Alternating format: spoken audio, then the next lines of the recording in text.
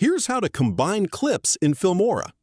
Drag your first clip onto the timeline, then drag your second clip and place it directly after the first so they snap together. You now have two clips joined on the timeline with a simple cut between them. To add a smooth transition, go to the Transitions tab, find Dissolve, and drag it onto the cut point between the two clips. Your clips will now blend together smoothly instead of a hard cut.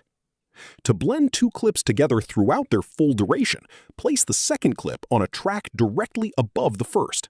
Select the top clip and in the video settings, find Blend Mode. Change it from Normal to Screen or Multiply, depending on the effect you want. This combines both clips visually across their entire length. Experiment with different blend modes to find the look that works best for your project. If this helped you out, hit that subscribe button for more straight-to-the-point tutorials on step-by-click.